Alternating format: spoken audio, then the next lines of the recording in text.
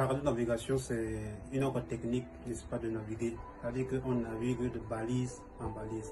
Ça nous permet de bien gérer les systèmes embarqués qui sont dans l'avion.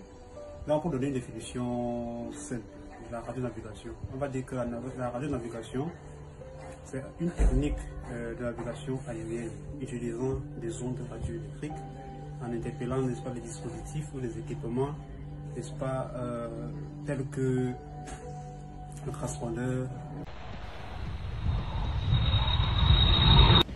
Bonjour à tous, je veux dire merci déjà à ceux qui se sont abonnés.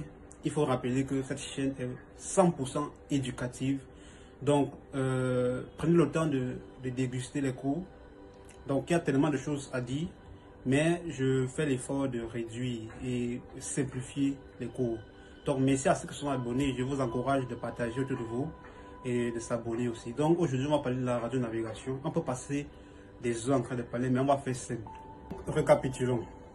La radio-navigation en langage simple, ça nous permet de naviguer de balise en balise.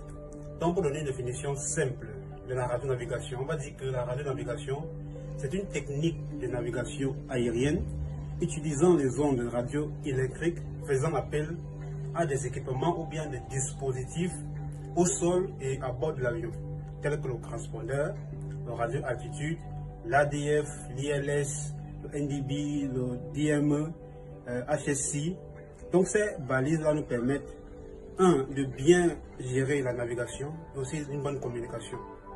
Donc si nous prenons par exemple le transpondeur c'est un dispositif électrique, n'est-ce pas, embarqué qui permet tout simplement au radar d'identifier l'avion dans l'espace. Parce qu'il faut dire que les avions sont distingués en fonction des fréquences. Et ces radars-là permettent de distinguer, en fonction avec les fréquences, permettent de distinguer chaque avion et chaque vol. Maintenant, ce qui se passe, c'est quoi? C'est que lorsque le radar secondaire interroge le transpondeur, n'est-ce pas, celui-ci va donc lui répondre en envoyant un signal. Parce qu'il faut dire que à bord de l'avion, c'est un récepteur qui permet donc de décoder le signal envoyé par, n'est-ce pas, la balise au sol. Donc, c'est ce qui se passe. Lorsque le pilote est en vol, il doit faire entrer dans le transpondeur un code de 4 chiffres qui permet donc au radar d'identifier l'avion. Maintenant, il faut dire qu'en défaut, le pilote doit faire entrer dans le transpondeur, n'est-ce pas, un code d'un chiffre 7000. Maintenant, si il y a un problème d'étonnement, si l'avion est détourné, le pilote va faire entrer un code 7500 dans le transpondeur. Si il y a un problème de panne radio, n'est-ce pas, le pilote va faire entrer un code de 7600.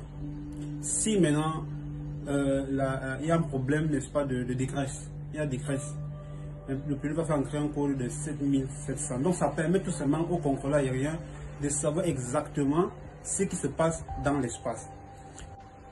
Donc, je disais tantôt que les transpondeurs fonctionnent en trois différents modes. Il y a le mode A, le mode AS et le mode S.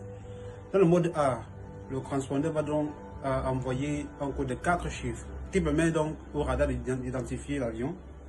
Le mode AS va afficher non seulement un code de 4 chiffres, il va donner l'altitude de l'avion. Et le mode S, nouvellement adapté, sont les types de transpondeurs qui donnent le code qui permet d'identifier l'avion et qui donne l'attitude et les informations propres de l'avion. Donc, et avant de finir cette vidéo, je vais revenir sur deux notions.